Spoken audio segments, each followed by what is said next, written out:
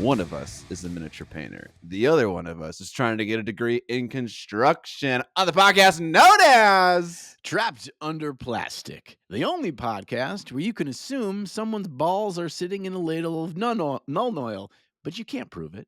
You're damn right. You're damn You right. can't prove it. Can you get a degree in construction? I said degree and not job, you know? You can get you can get certificates. You can get like you can go to get electrician's degree in electrician, plumbing.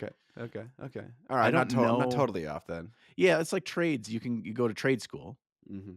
So yeah, I think that would be considered a degree, trade school. Okay. I should know this. I did this kind of stuff from work for students for like a decade. I'm back. No more Sky's fancy back. celebs to replace me. Okay, you can't get rid of me that easily. Yeah. I think after one episode, Rahul was like, "I'm good. I don't want to do this anymore." Yeah, that is hilarious. He can't. He can't handle the energy level. I realized that he's a lower energy guy. You know, and he's go with the flow, and which is really nice. But also, I'm like, I need to feed off my Scotty juice. Yeah, you know, sometimes you got to get a friend in there who just likes to scream a lot, and that's my job. Yeah, he didn't laugh nearly enough at my jokes. Okay, yeah, dude, you gotta have a hype man, you know, Right? You gotta have a guy who's dropping the fat jokes, and then a guy who just laughs at everything. Okay, that's essential. All right, let's get into the preamble ramble. We got a lot to talk about now. I know it's been a full episode away. It has. You and we shared love of home theater and big fat movie screens and movies in general. So I had my sister and her husband coming this weekend, and my wife uttered this fateful phrase. She was like, "It would be cool if the theater was done by the time they came." And like, you know, your wife gives you a honey-do list. A lot of those items on that list are things you don't really give a shit about, you know, Right. like not give a shit about, but it's things you're not excited to do, you know, like renovate something that you never use or fix something that's, you know, whatever. But the moment she expressed the smallest iota of interest in a thing that I also cared about, that's literally all I had to hear. And that entire weekend prior to them showing up, and the entire week leading up to them coming, even the Friday morning, I fucking was cranking on that shit until I finished what I'm calling phase 1 of the home theater. So there's still like some patches of drywall that I have to fill and like some aesthetic stuff. I want it to look like a certain way. But it is functional. I had its maiden voyage this weekend. Big fat 110-inch projector screen. Woo! 5.1.2 surround sound. So we got 5 surround sound speakers, 1 sub, 2 height channel speakers.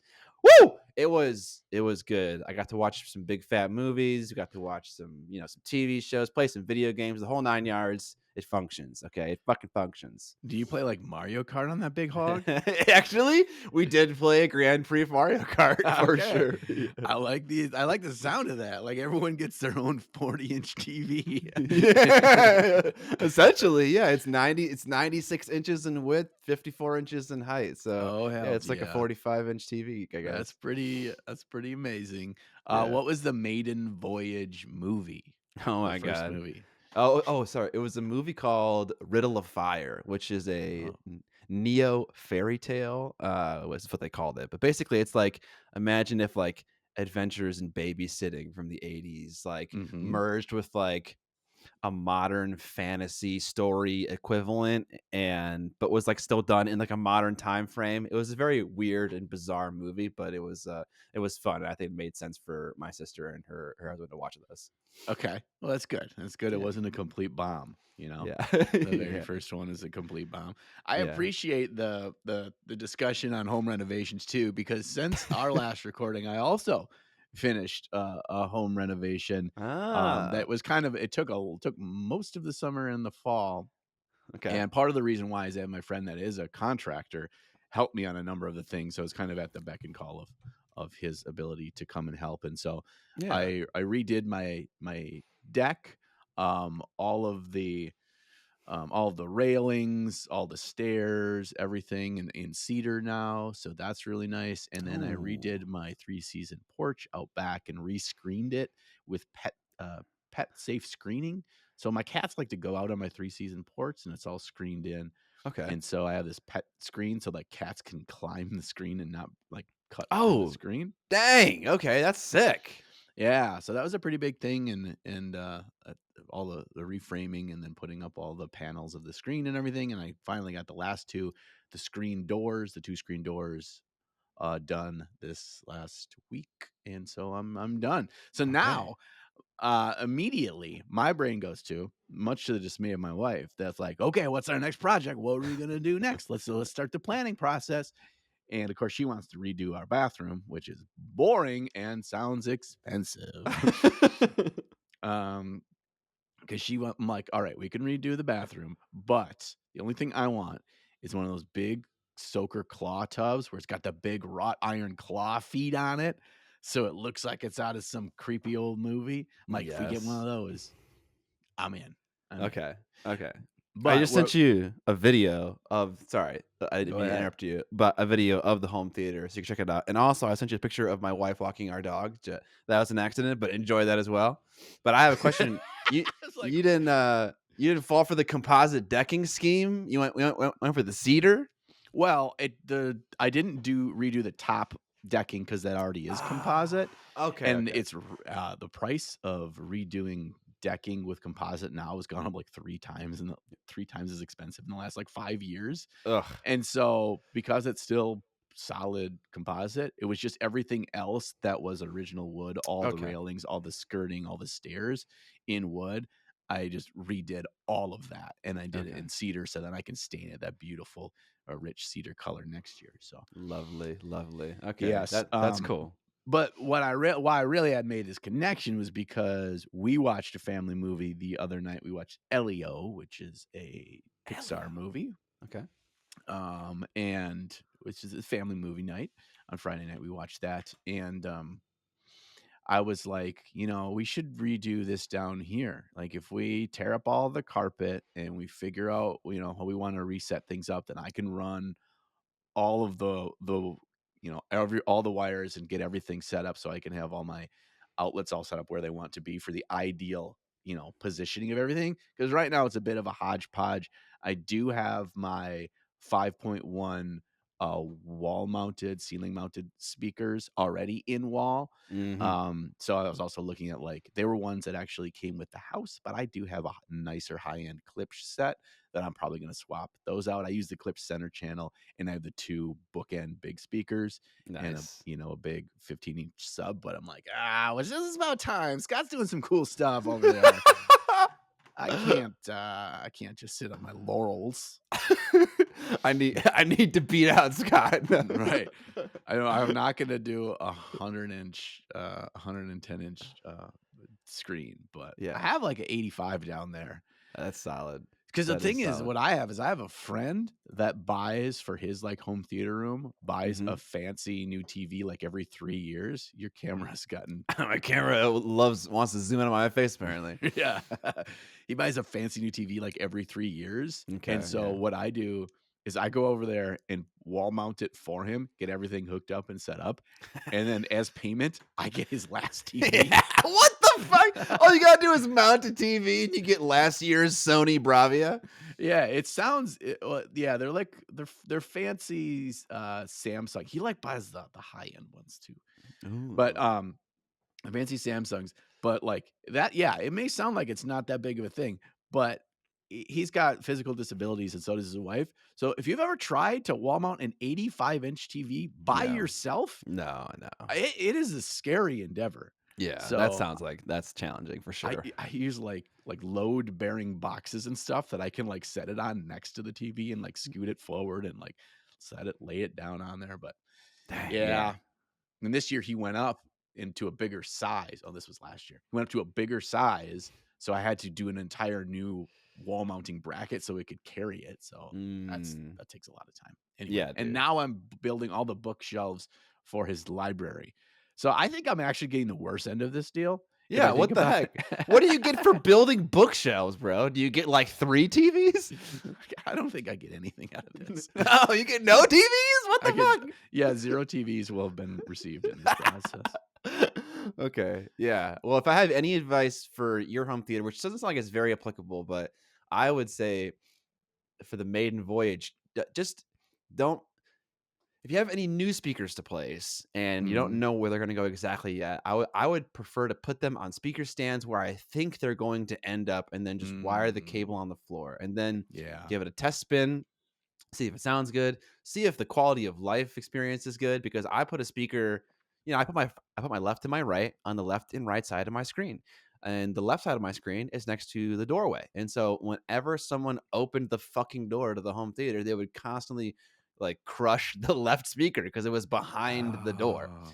And so I think I need to move it, off of that front wall and onto the side wall, but still close to the front of the wall, but just so that it's out of the way of the speaker. It's the kind of thing I just never thought about until I put the damn giant black box on the wall and then tried to open the door. And I'm like, wait, this is not gonna work.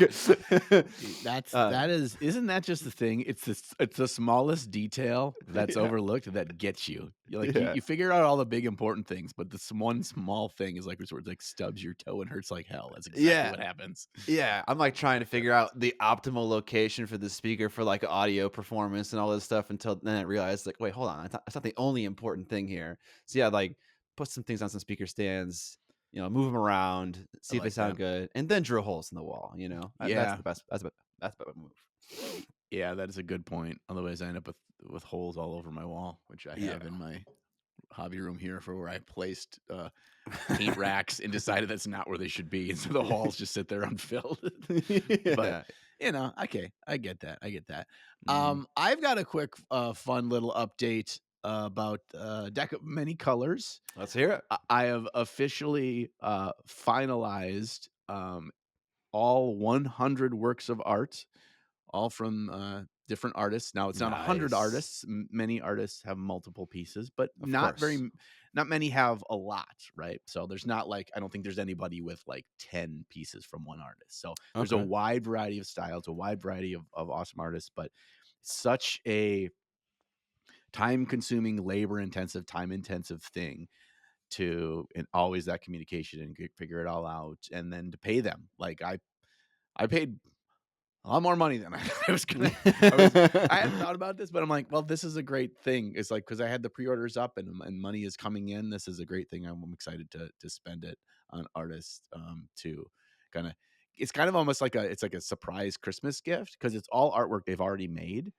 And so I'm asking for me to use your art for just this one product. I don't have licensure to use it for whatever I want. I can't print Mhm. t-shirts with their art. It's Mhm. only for this. And they just, I'm asking to give you money for something you did a year ago or 3 years ago or something. So it's That like, is nice. a lot of them are really excited and really happy and excited to be part of the process. So that's really exciting. And now I have one final hurdle before I go to manufacturing, and that is I've got to finalize the color swatches and the paint choices for all 100, Okay. which is a heavy lift, but it's also like it's a groove thing. I can get in my groove and I can knock them out, and it really benefits having all the paints around me, and I can just like look at a color and be like, I Mm. think it's this, and then I have them all color sorted on my wall by paint brand, and I can just a side by side comparison. I look on my screen. That's my most color accurate monitor. And I kind of put them all together and say, does this feel like what I want it to feel like? So it could kind of go well. One other from there, I have the box design all done. The artist is done with that. Not only Okay. do I have a logo, but I also had her design an emblem. It is a small Mm. circular emblem, such as the size and shape that you could do like a wax seal with it. So it's the emblem. Ooh, Yeah. okay. So are So it's you kind gonna of make a wax seal? I don't know. I might. I want to see if that's a process. I also want to see um from the not from the manufacturing, but from the shipping area where they package and ship, because there are Mhm. some places that do this and can do more frills and fancy things, and there are places that will do such a thing. What that would cost Okay, for them to okay. do the wax seal for me. If not, Okay, I have yeah. other fun uses for it already in Yeah. the box design and uses on the website and stuff. But so that's cool. Also excited to share that due to the number of pre-orders, I've hit the what my initial order will be is sizable enough that I can go to the big dogs that manufacture playing cards. And I have it narrowed down to two different manufacturers, both in the United States, one being Bicycle. So, Oh, the typical deck of card manufacturer. yeah, Wow, okay, yeah. that's cool. Yeah, and they've done some really fancy, sexy stuff. They went through a period where they did these amazing high-end decks of cards on Kickstarter for different themes. Like they had like Lord of the Rings cards and all this stuff that were amazing Wow. art and all the gold foiling and etching and all this awesome stuff. So they have the capability to do just about anything I want. So we're just getting the final quotes in and all that kind of stuff. And then that'll be all set to go as soon as I get my color swatches done. We'll be going to manufacturing. So Okay, that's very exciting. yeah, So, it is. to back up a little bit, you Mhm. mentioned how it was nice to have all your paints in front of you and thinking of the color schemes for the cards, and that is such an interesting thing to think about because it's like one thing to say that you have, the sky's the limit. You could pick any color you want. There's endless colors in the color spectrum to pick from, but it's really difficult to understand like the full magnitude of that and like how really pick out specific things. So I could definitely see how like having all those colors in front of you would like be great for like a starting point or trying to fill the gap in like a color that you can't think of or something like that. Right. It's just one of those things, think about. Yeah, I found myself often when I went to I think I started with all the artists and all the artworks, something like 700 to 800 works of art, and I narrowed it down to 100. And part of that process is it's strictly first by quality, impact, awesome art, right? And so that can Mhm. narrow it down quickly. But then the last to go from like 200 works of art to 100, a lot of it then comes down to uniqueness and color schemes, a really different thing that I'm not seeing elsewhere.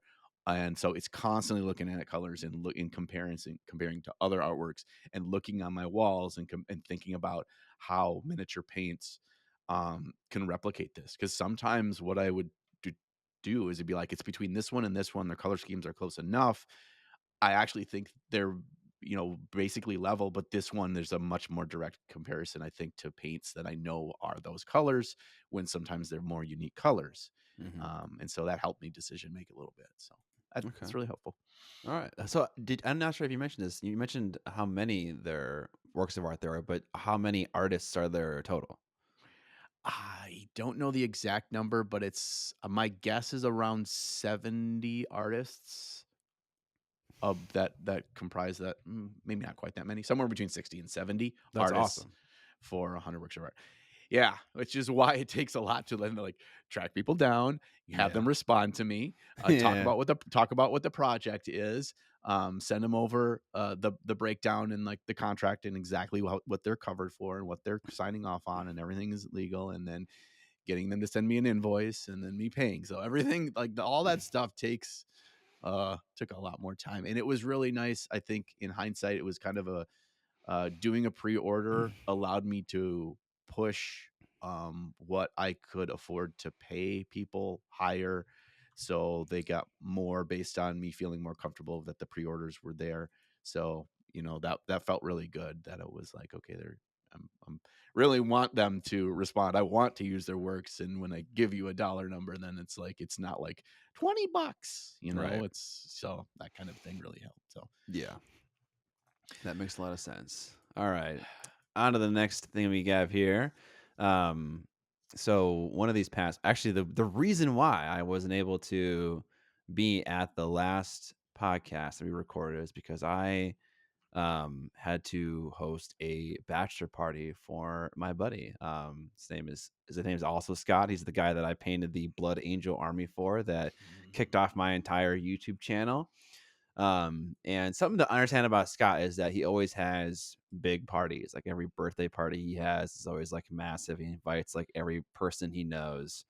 And it's like that's kind of the vibe for his bachelor party as well. So like he invited, our mutual friend Dan Mawson, who's the manager of mm. the Source Comic and Games, and he's met Dan Mawson two times, but Dan's coming to his bachelor party, and so I think at one time there was, whatever, 24, 25 people there, but people came in and came out of this house, this Airbnb we had in Antioch, Illinois, which was on the chain of lakes, which is Mm. like a series of lakes that me and my friends and everyone else have lived next to like our entire like high school life. And so we lived like really close to Illinois, like we're on the border, and so that's where this kind of house was.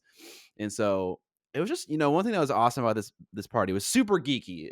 My buddy Scott is a huge, massive geek, and so the party was all just like there was just board games happening constantly, Commander Magic happening constantly. There was just snacks and food there all the time. There was a plan to do some role playing at one time. There was all kinds of stuff going on just all the time. Like geeky stuff. And so that's kind of like the premise for Uh-huh. this weekend. But you got to have someone who's like actually planning things and ensuring that there are meals to be eaten and stuff like that. Ah, yes. And so that was my job as best man to the guy getting married. So in preparation for the weekend, I bought a new smoker recently. I've been testing it out, and so I wanted to smoke a bunch of pork shoulders. So I smoked 4 pork shoulders Woo! for various meals for the weekend. And so we had like a pulled pork barbecue sandwich meal with like coleslaw and potato salad. We had nachos or tacos for like one meal. And so I was kind of like reusing the food that I made for different meals so that it would kind of extend longer. Mhm. And then had a couple of easy things to do too, like pizza and shit like that. And then one night we had a catered hibachi, and You had so hibachi come to your house? yeah. He like Scott actually asked for this specifically, but I was playing Star Wars Unlimited, and this guy Unlimited. Okay, he got it. comes into the house, and I thought this guy that came into the house was just another one of Scott's friends. There are people coming in the house all weekend long, and he like was looking for Scott, the guy getting married. I was like, okay, it's another one of Scott's friends. And then eventually, what I realized, because this guy didn't speak very, a lot of English, that this was the hibachi guy. He was like an hour and a half early, He and didn't have the so hat on, so you didn't know. he just comes in with the fucking knife and a spatula and a hat on. He's fucking flipping eggs walking down walking down the hallway. Unfortunately, that's not how that worked out. So I didn't Okay, know okay. until like 2 minutes later that I was supposed to be talking to this guy. So eventually I figured out that he was just there early, and that if we could set up early, then it would be better for him to get out here faster. And so we started setting up everything, trying to find enough tables for 25 people to eat outside. It was a wonderful weekend. So many things about the weekend just worked out perfectly. And one of the things was the weather. And so we sat outside. Great. We were all facing the lake. He had his back to the lake, and you know how like they always make like a U-shaped table arrangement. Uh-huh. And they got the hibachi table in the middle. That was the same setup for our situation. So it was beautiful. And this guy spoke next to no English, but he knew one word, and that word was sake. And so he would just take these bottles, these squeezy bottles of sake, and he was just walking up to every single person, all of 25 people, and offering it to them, in kind of a pushy, bachelor party kind of way. You got a sake. Yeah, that's exactly what it was. And I would say like 80% of people were like down to clown for like the Yeah. entire time. And so like he would like make a little food, do a sake lap, and like he would just that was just like kind of the majority of the night. And I had no idea what to expect. Like I had done hibachi like one time before, but I thought it'd be like more performative. Like, okay, I'm gonna like, do some fucking juggling with my spatulas and do this kind of stuff. But as You a make the bachelor little party thing. Did he make the onion volcano? No onion volcanoes. Come on, man. But yeah, I had an expectation of onion volcanoes, Right. and all I got one was just job. sake. Did he make giant fireball with the oil or alcohol on the Yeah, thing? yeah. Okay. So it started out with him doing the fireball, and then he was like, "Who wants to do another fireball?" And no one was volunteering, and so I felt the need to volunteer, and so I volunteered. And I stood on the right side of him, and I was like spraying a little bit of oil onto his surface that he could then light it on fire. But I was fucking downwind. So the moment that he lit it on fire, it all came toward me. And there's actually footage of this. You can see my face go like, holy shit. And I move very gracefully, might I add. I moved the bottle from right to left so that it doesn't fucking light Catch my hand fire. on fire and explode or some shit. But that was yeah, that was a little intense. Well, you Um, still have your eyebrows, so I yeah, guess that it wasn't as bad as it could have been. yeah, no, Yeah. it wasn't too bad. But one night we had a the Magic the Gathering draft, and there was a ton of people there, and so we were split into two groups. One, the beginners, the people who probably had never played Magic before, never done a draft before. They were all playing in one group, and then we had in the other group we had the sweats. You know, the people that were there that had Mm. played Magic or had played card games or have drafted other card games, and have some idea of like what's going on strategically.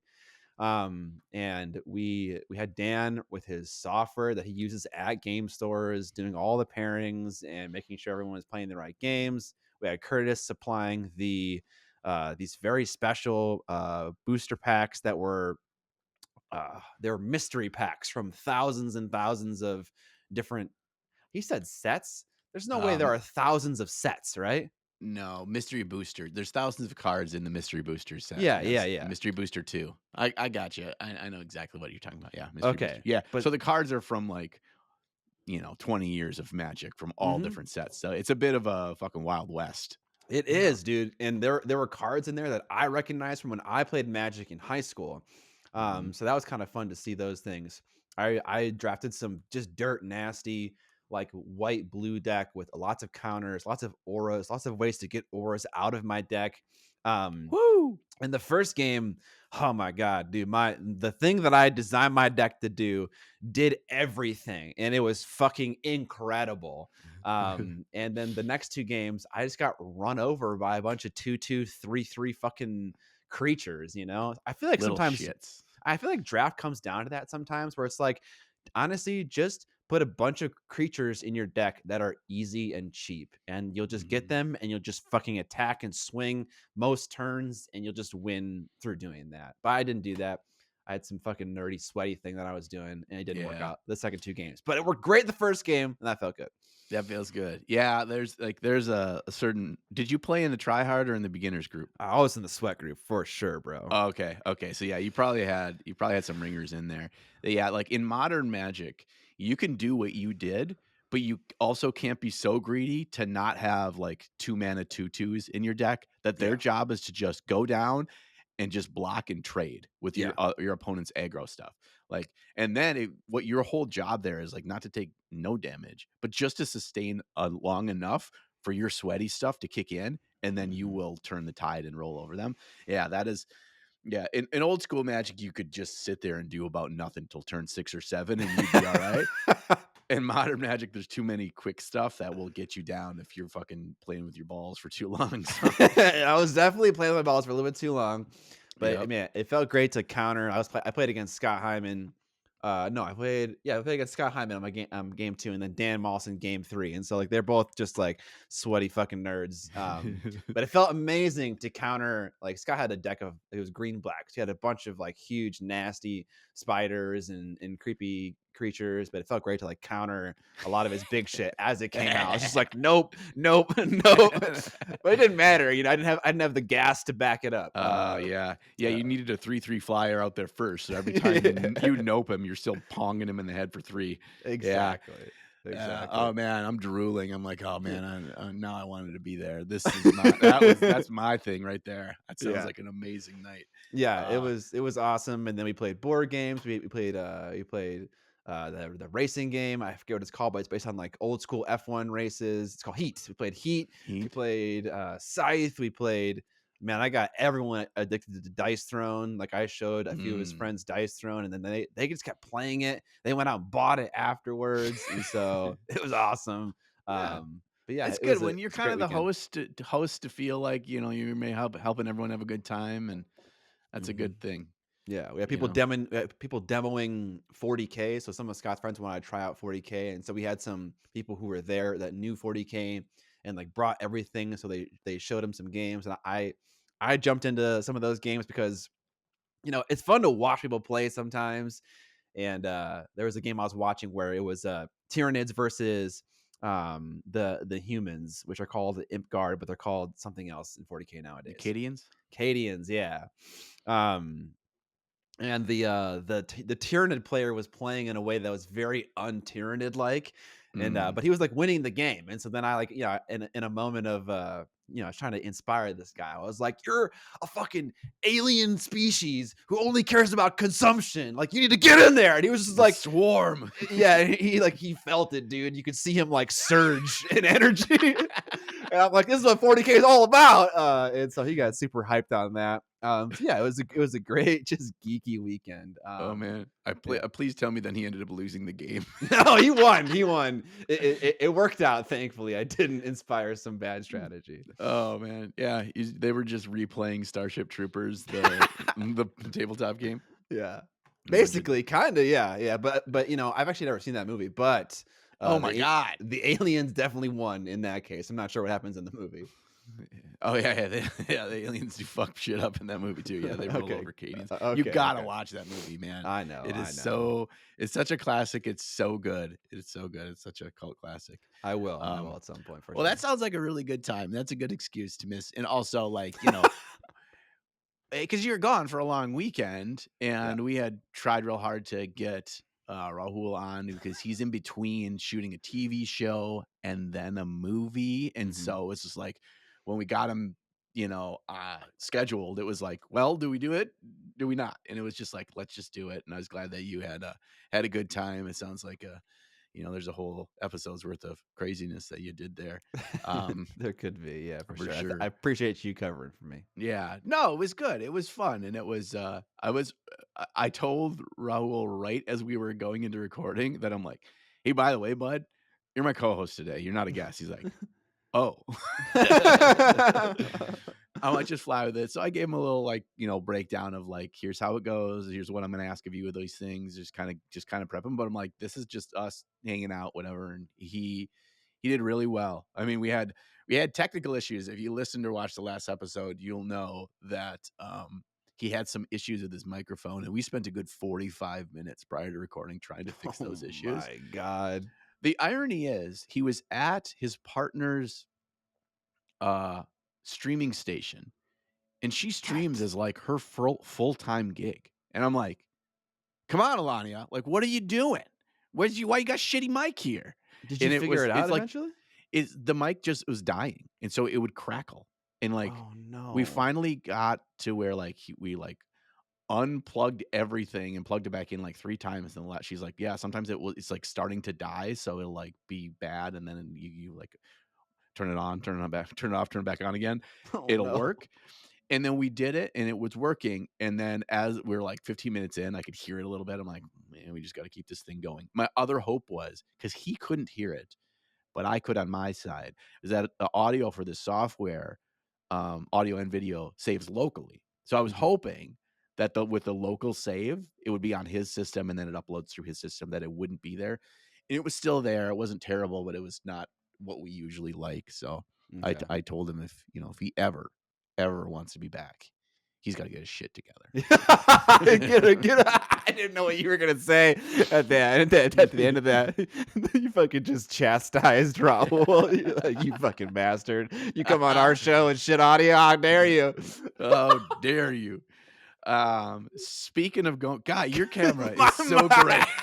I love it. My mic is unhinged today, dude. I love it. Dude, It's I mean, so it's bad. actually it's pretty on point for our main topic today, where we're going to talk about movies, and we're going to talk about some really dramatic camera zooms and how they help us as mini painters. And this is Yeah. just kind of leading up to that. Right. Right. Of course. Of course. I wanted to talk about a couple things real quick.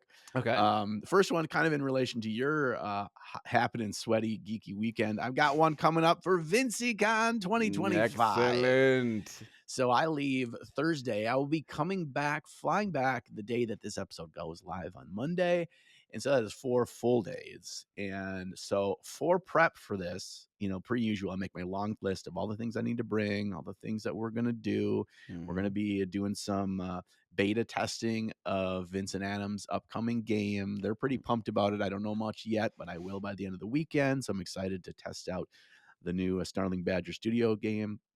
And I've got my troll all sub-assembled, built, and primed, ready to go to paint. So I'm going to be working on my Golden Demon Troll. My goal would be to get as far as possible on his skin, which is the majority. It's the most interesting and the most kind of labor intensive part of this paint job. He doesn't have a lot of other details other than like he's got a bunch of straps. He's got his big belly plate that's got the big swamp boggler face on it, made out of metal. I'm not sure on color on that yet. That's one of the benefits of going to VincyCon, is you can see, like, guys, what do you think? What are we bouncing these ideas off? I'm using this as his main color. What do you think that we're going to go from that? And that's really good. And I really want to dig in and get his whole head, his face, like completely done, because that's what I did last year with Vizik. And I just spent the entire time painting fucking Vizik's face. Yeah, I remember that. And so I'm like, well, I want a Golden Demon when I did that last year. So if it ain't broke, yeah, we're gonna go back to that well. So I'm pretty pumped for VincyCon. So we're gonna have a good time. I actually messaged Vince's wife because they lost their dog Penny last year, right over Adepticon, and they had been talking about when they're gonna get a new puppy. And so I messaged her out of the blue, and I'm like, if you guys were gonna get a new puppy, getting one prior to Thursday when I show up would probably be the right idea. So I just want to be around a new puppy the whole time. You're just dropping that little seed in there, that seed of an idea. Just that little nugget. And she says, she sends me pictures of puppies after that. Okay. And says, well, we can't yet. They're only 6 weeks old. And I'm like, well, you bring her home at 8. By the time I get there, a little over a week, that's going to be like 7.5. That's close enough. More Goldens? Yeah, another golden retriever puppy. Okay. And oh my God, she showed me the litter. I'm like, Jesus, that's the cutest thing on this planet. Golden retriever puppies. So awesome. So we're gonna have a lot of fun. And the last thing I want to talk about real quick is a little bit of newsy news that just came across my feed this morning. And it's a new paint range, Scott. I don't know if you saw this yet this morning. It is called Mini Color. And color is spelled COLOUR because it's made by Dirty Brits. Ooh, okay. This is a new paint range that is being brought to us by a collaboration between Artist Opus and Cult of Paint. Oh, okay. Yeah. So, it's a Kickstarter. Yeah, it's going to be coming to Kickstarter this week, and they showed off the bottles and how like the color naming convention and all that is, and there's some really kind of nice things. This has been in the works for, gosh, probably 4 or 5 years. I know because I've tested the colors a little bit with Byron in like prior cons. He's brought like samples of stuff and stuff that they're working with, and I was really impressed with them with the sheer pigment load and stuff and fun colors. So I am a sucker. So I am going to get this and I'm going to try it out and I'm going to give you my thoughts. And he's like, I'm always, you're always hoping for this. Like, well, man, if I just get this one paint set, I'm good until I die. And so do you actually think that? You certainly don't think that at this point. No, I don't. I want it to be true. Okay, of course. I want it to be true, but then I don't think that that's, even if there was such a range, I don't think that I probably would still like throw all my other paints out the window anyway. But you want your one go-to, right now I have a couple of go-tos, and what's one more? Right. As I did all these custom racks of shelves that are now almost completely full, I don't have space for another goddamn paint range. We'll make it work. We'll make it work. Okay. Make it work.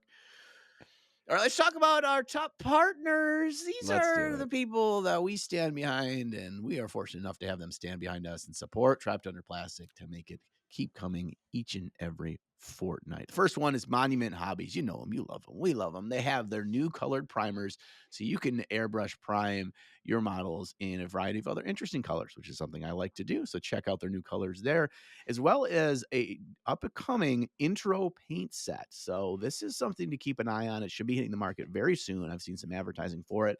It is a introductory paint set with a variety of colors. If you're getting into the hobby or you just want to try them out for the first time, it is where they will lead you. So try them out. Next on our list is Iwata. Iwata is an airbrush brand that John and I have used for a very long time. They're my daily driver airbrush brand. I'm in the process of setting up my entire painting studio, which is largely done. I just installed my Iwata compressor, which I'm looking forward to using.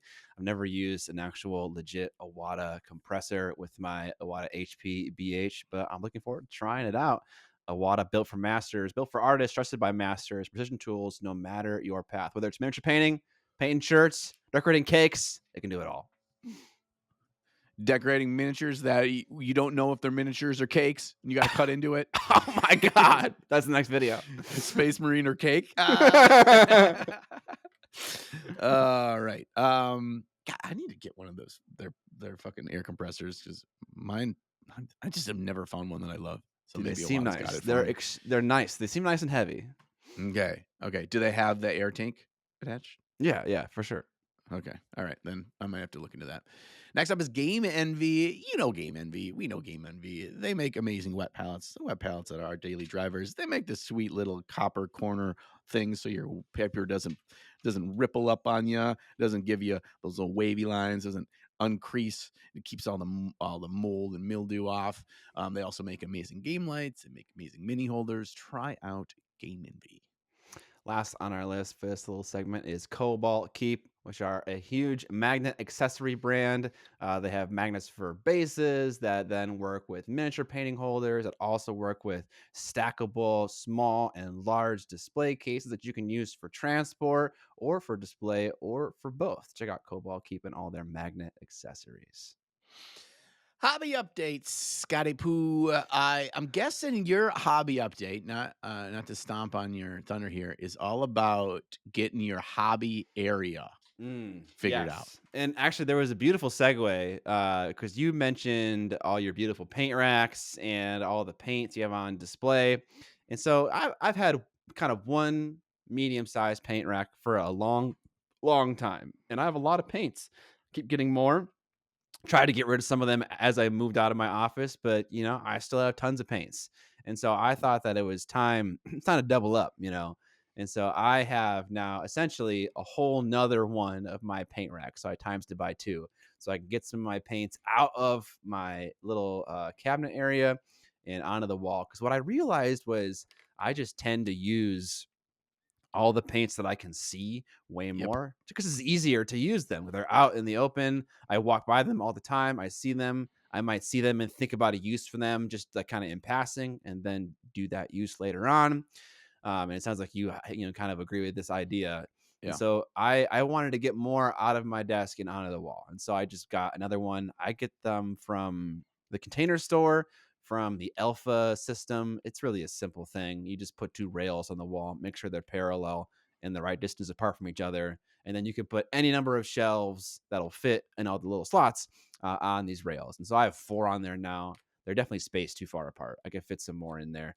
Mm. But I have tons of things on the wall now that I wouldn't have before. I put TT Combat on the wall that I used while I was painting my Necromunda dudes, some of my Shatterpoint guys that kind of felt like it's not, I don't know if it's a paint range that I'd use all the time, but it felt a lot like all the good things that I remember from using old Citadel paint back Hmm. in like early 2000s.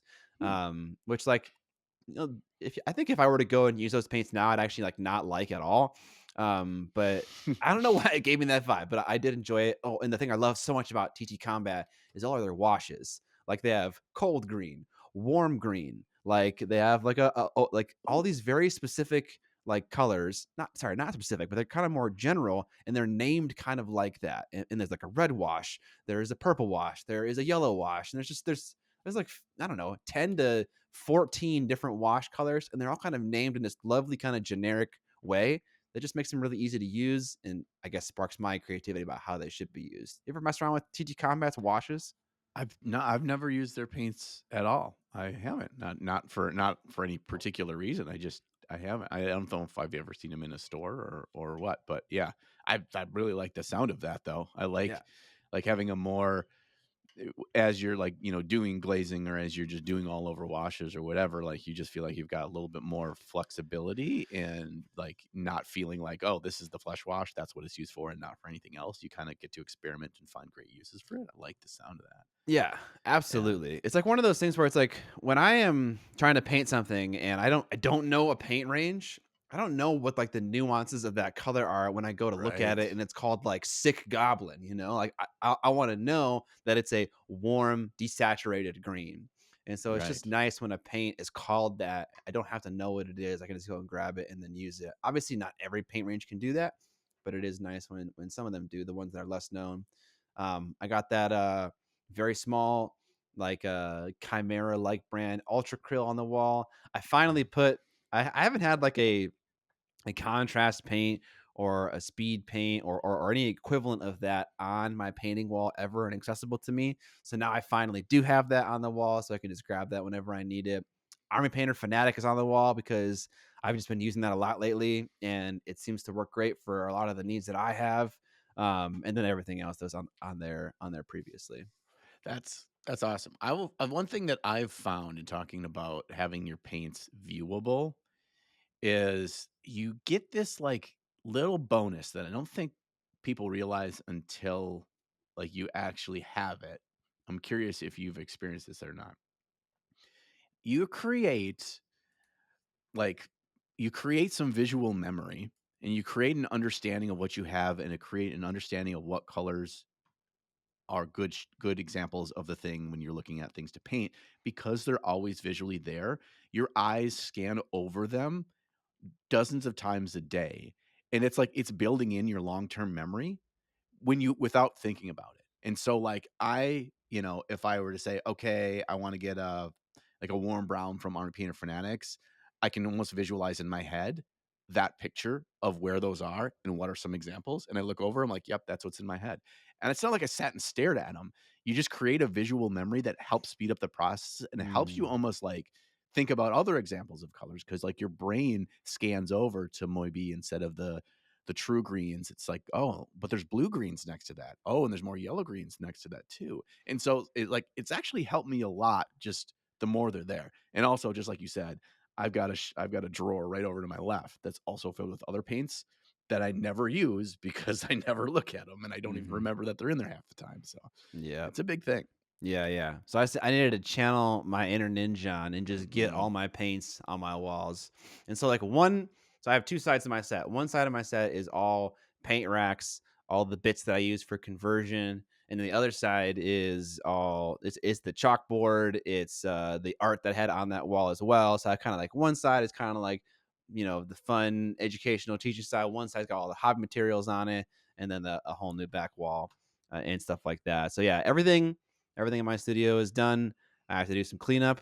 I have to put the computer in my desk so I can see what I'm recording. But otherwise, all the other electronics, everything is in there. All the renovations are done. No more sawing of anything. No more, no No more more foam contractor work. bricks. No more foam bricks. We've done enough foam masonry. Everything's looking really good, and everything is, all the cables are routed nicely and neatly, just how I like it. So I'm looking forward. This week I was supposed to start painting, but I'm gonna have to clean up today, and then I'll start painting tomorrow for the first video back, which I'm painting Nice. some Trench Crusade. That's what I'm coming back Oh, with. that's it. That's a good transition because I was just gonna grab the thing that I painted for recently in my hobby update, which is a Trench Crusade model, and this thing is freaking Nice, huge. nice. So it's like a big demon from the court of the seven serpent. Yeah, I'm close. Co- I'm close. Court of the seven-headed serpent. I think that sounds about right. No, you're right. You're It's what it totally should right. be if it's not. So I printed a whole bunch of different ones, different models and stuff, and I really like a lot of their smaller models, but I want to mess around with a bigger one. And I did a lot of stuff with enamel washes, trying out the new range from Villainy Inc. They have a wave 2 out, so I tested out some of those and doing a lot of stuff with tints and using enamel off of building up depth of color over a really light off-white undertone. So you can really build in depth and really create some drama in this kind of almost horror aesthetic that I'm Mhm. going with, and then go real grungy and weighty with the weathering over metallics, so directly over metallic paints. And that was a lot of fun, and they're really nice quality models to paint. So, I think this one is like probably one of the busiest ones. Yeah. And I got a lot of comments in the videos of like, "Oh, you talked about not about 3D sculpts being too busy, and then you painted a really busy sculpt." And I'm like, "You may think that, but this actually was not a busy model to paint because he's skin, he's metal, and then he's cloak." Okay. And so there's stuff there, but you're not using very many paints, and you're just been then having fun with color and splash color and building up like layers, and you don't have to be super exact. I'm only exact in finalizing the last couple of details, the last 10% of the paint job. Otherwise, it's just a lot of build up and stuff. And so it actually works with the kind of horror aesthetic pretty well. So I did that. And then also this last week, I finished building my base for my Golden Demon piece. Okay. And in the after party, I'm going to talk about something new that I did with base and scene design that I'd never done before. And it really helped me get to this point. It actually helped me build the build process go much quicker and do it with much more confidence. So that was good. This is the first time I actually, the plinth is by Tarot Models, and I had him put in the screw holes in the bottom, and I've got Oh, bolts that'll go in there. So if I put it in a nice. metal travel case, I've got the little bolts with an Allen wrench that'll just bolt it right to the bottom. So you can, that's an option when you buy his plinths now. You can have that up directly Nice. installed for you. So yeah, this was a lot of fun. I'm pretty excited, and I think this is the my best um display base for Golden Demon than I've ever done. Okay. From a design standpoint, from a composition standpoint, from a aiding in the scene, and not over designed and over detailed. Okay. Because it's really quick, it's really easy, I find, and especially for like display bases, to feel like more needs to be there. Like, man, there's some flat ground here. I should put another tuft of grass, or I should put some rocks, or I should build up more grit and gravel and stuff. And when I did a lot more research and looked through like Slayer sword winning pieces, and pieces that have won gold, and think pieces that really stand out because of their basing and that stuff, it's not because of over design. It's not because of just adding more stuff.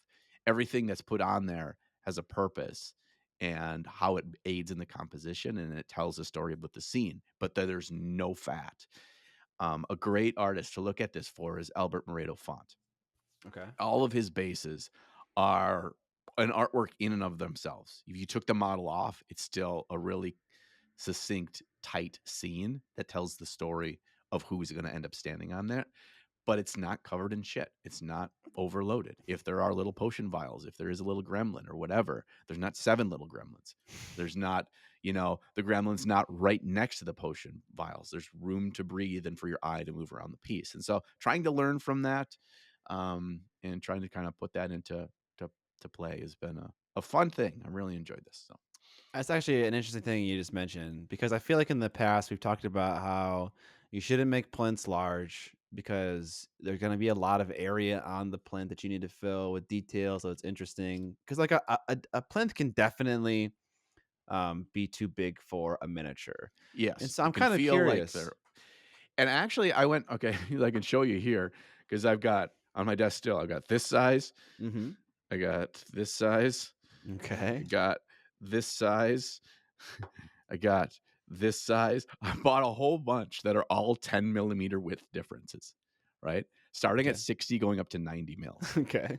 Okay. And so what I did was I like had the models, and like I roughed it out, basically did like a rough cork and a little foam of the main kind of pillar, like the Hmm. main feature of the piece.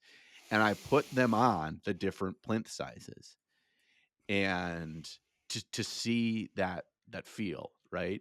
Because you don't want them to feel like they're overwhelmed by the size of the plinth. Hmm. But I also, the one I thought I was going to use was the 70 mil, and I ended up going with the 80 mil. So I ended up going bigger than I thought, because when I put everything on there, you also have to, there has to be this nice middle ground where there's enough room to tell the story, and they're not so scrunched on there that you're restricted. Okay. But you can't go too big either. Like 80 was right, 90 was too big, Okay. 70 was slightly too small. Like it's all in what the scene you're making is, you O know? And okay. so So there's some mixture of making this large enough so there is dead space, because dead space is a design element. Like, you need some of yes. it so all of your other elements can breathe and be seen, but not so big that there is so much of it that it feels like it's dwarfing the miniature and, making it feel less impressive and all of that stuff. There's a fine line. Right. Yeah, there certainly is. Okay. And the more complex and the bigger you go, the more it can kind of get away from you, and Okay. it's harder to kind of keep control of. And that's why this scene is nice because it's actually much more of a vertical scene than I've ever done. I guess kind of Visic was kind of a vertical scene, but it was built more in the base. But in hindsight, I think the the base idea for Visic was sound, but I don't think I executed on it. It was much more complex, and I don't think I executed on it based on how complex it was to the best that I could have. And so Mm. I wanted to learn from that, and with another piece that's going more vertical to have the base itself and every function on there work within that. So every angle of every dead tree that's on here, every angle of the arch, every reason for height is all there for purpose, and it lines up with either perpendicular or parallel lines um, that the models are going to be at based on their positioning. So it's a lot of that, but I'll explain how I came to that conclusion and what I did to do that in a little bit Yeah, in the after party, which is in something the you can after get party. which you can get access to by checking out our Patreon in the show notes or description below. You get access to an extended portion of the podcast. You get the whole podcast, but it's just longer. And things we talk about are new things we tried. So in that case, John's talking about how he essentially designs a plinth for display model, making sure it's appropriately sized and all the details are spread out rightly and the composition is correct. I'm going to talk about how to install a new outlet based on an existing outlet. So if you're excited about that, check out our podcast. Check out our Patreon. We also talk about models that we love from other artists that we've seen in the last 2 weeks. And so that kind of adds up to be about like 20 to 30 minutes of extra content because we go off the rails as A we're little bit, known to do. a little bit. So yeah, if you want more of this podcast, check it out. We'll have it linked where you can see it, show notes or description. Let's do a little mini critique, Scott. Let's Let's do do a it. little paint mini critique from Max here. So another thing you get access to as a patron is us giving feedback to you. So this Max is one of our patrons here. And what are we taking a look at today from Max? What do This you is got? a guy, Duck Knight. Duck Knight. Okay. Duck Knight. This is a knight in full plate armor with an axe and a shield, and he happens to be Darkwing Duck. I assume that's who this is, Darkwing Duck. It's like if Darkwing Duck lived in medieval times. All right. Um, The first thing I'm thinking immediately from Max, or Treggy Painting as he's known on Instagram, is I feel like I saw a lot of models that looked like this when, I don't know, maybe when Scale 75 was like a popular paint range. This model lacks some punch. It needs mm, something to punch you in the face. And what I mean by that is maybe it's lacking a little bit of contrast, maybe it's lacking a little bit of saturation. It needs something that's screaming on the model and saying, "Hey, look at me. I'm the important detail. I'm the thing that you should be focusing on, whether it's the armor, whether it's the shiny yellow bill, whether it's the texture of the fur on the duck, whether it's the scale mail, being really well textured and stuff like that." I think nothing is screaming out at me. The coolest thing that I'm seeing is the shield. There's a really yeah, beautiful highlight on the shield. It's in the right spot. The shells are in the right spot. It's consistent with the purple highlight on the shield as well, which is found nowhere else in the model. The purple and the blue, mostly the purple. And so that's the thing that's kind of stealing my attention most. But I think we need some more sauce somewhere. yeah. I think it's the only real saturated colors we have in the entire piece are on that shield, the purple and the blue there.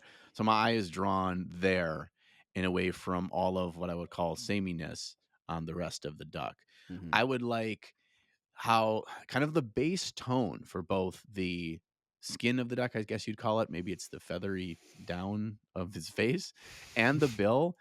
The base tones are very desaturated. They go towards gray, and they do build up to more of a true tone in their highlights, but I actually want the base tones for both of those areas to be much more saturated, and not be a shade of gray. Mhm. Because they are a little bit more desaturated, there's not much distinction between the kind of golden bill and the gold NMM on the piece. And then Mm. they all feel very samey. And that's why my eye is drawn to that purple first and not to his face. So both of those areas I think need the saturation, because there is some saturation in this piece. And because there is, it wasn't a purely artistic decision to make the entire piece desaturated. I want that saturation to be shining at me, at the key part of the model, the interesting part, which is the face. Okay. And so if someone does have two of the same hue on a model, but they're two different materials, what's the best way to incorporate them? Are you using the same color, the same or are you trying to make them different? Like what would you do? Yeah, I wouldn't I'd be real careful that the overall, what you would call mid-tone, isn't the same. So if the vast majority of the gold would be color X, I also make sure the vast majority of the color of the bill isn't color X or very close to color X. I want Okay. them different. I would want maybe a colder yellow or a warmer yellow for the bill. I want them to be separate enough. The other thing you can do is with other forms of contrast, which leads to another, one of the issues that I have here is that gold does not get bright and shiny enough. There's too much mid-tone on that gold. It needs to go darker in the dark spots, and it needs to go brighter in the bright spots. And Mm. if even just that was done, the bill would look differently, because the bill does not have the level of shine that that gold does. So it shouldn't feel like it's the same type of material, and right now it does. They Okay. feel too similar in type of material. So you can do that just by fixing the gold shine level and the contrast of light and dark on the gold. And then I do think that base tone of the bill, that base kind of goldenrod yellow, is pretty prevalent on the gold NMM as well. So I would swap that up. Maybe start as your base tone of the bill, um, something like a green ochre color. So it's an ochre, but it's a little bit on the cool side, and then build up from that. So then you have a colder yellow on the bill, and then that warmer yellow on the gold. Okay. Okay. I agree with all those comments. I want to shout out some nice things that I see Max doing here. I do see some of that purple that's used on the shield, kind of in the bags of the eyes and stuff like that. Hmm. The bill and the gold, they are kind of different yellows. The gold is more of like a warm gold. I can see it in the shadows mostly. It's kind of like a warm brown in the shadows, whereas the bill is more desaturated. Could also be a warm brown, just a little bit more desaturated. A lot of the shadows and the highlights in the NMM are in the right spot and feel good. There are Yep. some things that maybe look a little too dusty, which often happens and it happens a lot when you're using lighter colors. You're building up layers and layers of highlights of brighter and brighter colors. In this case, light gray, and you're just not reaching that full opacity you need to reach to get a nice, brilliant highlight for your metal here. And so it can tend to look a little dusty, a little lacking in opacity. I'm looking at his chest specifically, and there's some weird things going on near his waistline. It's like a really harsh shadow line right by his waistline where it dips down into dark shadow. There's like a highlight on the top, and then just cuts, and then it's like a dark gray shadow. I don't know what's going on there, but maybe some smoothing to figure that out. On the very top of his chest, like kind of in the center round portion, there's a nice circular highlight right there in the middle of his Yeah. chest. Love that Very a well lot. done. Yeah, Hmm. on the tip of the axe, like on the very end of the, I don't know, you call it the crook or whatever it is. That looks nice and bright. I like how it dips down to a dark shadow as it kind of curls in a little bit. And that looks good too. Yeah, I think there's a lot of victories in the NMM of the steel across Mm-hmm. this model, Mm-hmm. for sure. The my thought would be next steps would be to be focusing on that really dramatic point that you have on his chest that defines the light angle, because that's the most dramatic spot to put it, Mm-hmm. and it draws your eye up, which is great. And every single plane of that armor across all surfaces follow that light direction and really enforce it so we're not confused that that's where the light is coming from everywhere. You have the almost conical shaped chest plate where it's got like almost a peak in the center and then it curves away towards like his sides or his armpits. That can be a little bit tricky to deal with on the shadow side. So the side in the very first picture that is facing us more, that's more in darkness. You're going to want to have a reflective light to bring depth and not just shadow. So that bottom plate, you want to have where it's the darkest down there. It actually just at the bottom before it meets that new plane, that should be lighter again. And so that brings the 3 dimensions, and you can add an interesting spot color into that. You could add that little almost like a olive green to show how that bounce light is actually coming off of the ground in the ground color. And it's not really obvious, but whatever paint is used to kind of bring that a little bit brighter, you can add interesting colors in that. So just little things, but you got a really good handle of the NMM. And so that's taken you a long ways. So good Yeah. job. Yeah. And thank you, Max. Again, if you want to get some feedback from us, that is one of the benefits of being a patron of the podcast. You can find it again below in the show notes or description below. Let's get into the next TUP partner segment here, starting with the Army Painter. What do they have going on, John? Army Painter, so they got some fun stuff. I was checking out their website the other day, and they have these fun bundles. I don't know if you've seen this, Scott, but they're bundles for specific armies in Warhammer. Okay. And they currently have like 26, I think I counted, different options, everything from orcs, salamanders, space wolves, Imperial Fists. And I call it Imperial Fist because it's the exact paint scheme that Sam Lenz uses for his Imperial Fists that he won an award at Nova Open just recently with that Imperial Fist. I'm guessing that Imperial Fist is going to make it to Golden Demon in March as well. So check that out at the Army Painters website. Awesome. And next on the list, we have Red Grass Games. Clean cuts make for better builds. Red Grass Precision Nippers allow for great flat cuts with minimal marks on your miniatures. I love these clippers. They're kind of like an imitation of like a way more expensive clipper with like 90% of the functionality. John showing it off right there on camera. You can find yours at redgrasscreative.com if you're in need of some super nice, not bank breaking nippers. Yes, yes. Nippers, I'd learned the difference between clippers and nippers, and clippers have 2 cutting edges and nippers have 1 cutting edge. So Oh, you're not pinching the plastic. You're getting it's just like using a chef's knife on a butcher block. Only 1 sharp edge pushes and gives you a clean cut. And I okay. can say now that I've used these nippers that I can definitely tell a difference even compared to like God hands clippers. Okay. They're better. So Okay. cool. Today I learned. Um Next up is Steamforged Games. Scott should have been reading this one because there's a new minor guild for the Masons and Guild Balls called the Lumberjacks. Woo! I'm a lumberjack and I'm okay. I drink all night and I sleep all day. If you get it, you get it. So they are coming soon to pre-order from Steamforged Games. And we want to shout out the fact that Guild Ball isn't dead. Also, obviously, P3 Paints. Check out P3 Paints. P3 Paints Wave 2 coming soon. Lastly, Corvus Belli announced the next wave, a bold new combined army sectorial for Infinity N5 that fuses human grit with alien tech under the battle standard of Team Achilles. Next wave is built to turn heads on the shelves and flip missions on the table. High-tech toolkits, fast strike pieces, techno-enhanced raptors. Yes, you heard that right. And one of the most distinctive tag designs they've ever released. You can check out the new box. It's got a bunch of great new combined army stuff in it. Spoilers, because they're Team Achilles, the easy way to beat them is just shoot them in the heel. Easy. Easy. All right.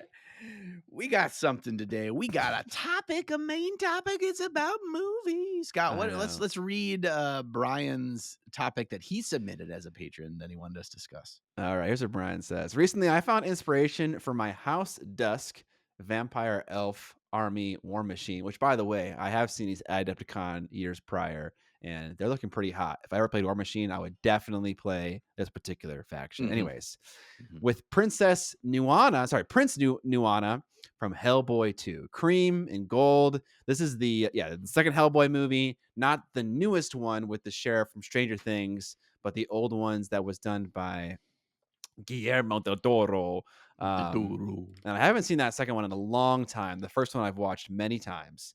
But that second one, I remember those gold and cream outfits. What movies or other media have transferred to your miniatures? Okay, so many. This is a topic designed for me specifically. I love it. But John and I both have lots of movies that inspire our hobby for a lot of different reasons, and we want to go over a lot of those reasons today.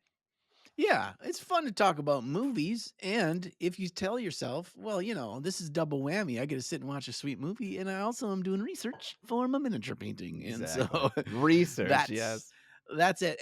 And we want to talk about a bunch of examples of movies that we love that we've got inspired from for different reasons. Because I think it's easy to just be like, I like this movie because the outfits are a really cool color scheme, and I would like that color scheme on my army. And that's a great example of it. But there's other things to watch for in movies and things that we've taken away from different movies that we think have aided us in mini painting. We're going to discuss many of those today. So sometimes we'll just have one movie and then we'll talk on it. Some of the times we'll give you a kind of a lump of movies that all kind of fit the same vibe and the same things we get out of it. So be Mhm. prepared. Be prepared. One thing that I want to start with, which is a bit more of a generic, less specific thing, and I've mentioned it before in passing on the podcast, is that oftentimes I use miniature painting as a vessel to enjoy other forms of media that I am hyped on at the moment. And one of those other forms of media very often are movies. And so if you are lacking motivation, if you don't know what to paint, if people if the ranges that you typically go to draw inspiration from or to look for excitement from aren't kind of doing it for you. Oftentimes, if you have a favorite movie or something like that, or a movie that came out recently that you're hyped on, going and finding a miniature from that movie, from that world, that can often get you a lot of excitement in the hobby. And so, just generically, that is an area, a well that I often dip into when I am not like super sure about what I want to paint in the hobby. Is what am I hyped on right now in the world of movies, and what should I paint from it? And one of those examples that has been something that's been inspiring me constantly for the last like 2 years is the world of Dune and the reimagining of Dune with the recent movies by Denny. I'm sure this has inspired even you, John, right? Yeah, I prefer the what are the ones from the original Dune, the big blobby dudes that can travel through space and The time. Navigators. Yeah, I prefer the old navigators. the That's what really inspires me. the space fishmen, spice Yeah. addicts. Yeah. Yeah, yeah. Oh my gosh, though, yeah, this is just like such a prime example of like bringing imagination to life in the most badass way. So, Yeah, I'll absolutely. But let you yeah, talk more on that. to be specific, um, I I don't think I ever went out of my way to specifically take the world of Dune and have it inspire my Drakari army scheme, but I think it's kind of Mm, undeniable at this point that it yeah, happened. yeah. And so what I remember is I had this scheme for my Drakari that they were on a desert planet and they had yellow armor, and I didn't know how to take that scheme and kind of reinterpret it with my modern interests and sensibilities instead of using yellow as a main color because it just didn't feel right essentially. And so eventually what happened was I made yellow a spot color, and the rest of the army became this very drab, desaturated, khaki, military green, black color scheme that looks so much like it fits perfectly into the world of Dune. And then I kind of used teal and yellow as spot colors. And so it was a nice way to kind of fit with what I had going on, but also kind of have a cleaner, cooler. I mean, I thought it looked cooler paint scheme, and it feels like it had to have been inspired by Dune. But I never went out of my way to make that choice. But it just seems like it was. Yeah, it was in the back of your brain somehow, Yeah. and when you were going through to depict colors, like, you didn't realize that was the reason why, but your brain was drawing on how that had looked good Yeah, in other yeah, places, and absolutely. that a lot of the Drukari outfits aren't large leaps from some of the costume design in the new Dune movies either. Yeah. So, Yes. they're obviously not one-to-one translations, but like you could see those kinds of characters being dropped on Arrakis, like Mhm.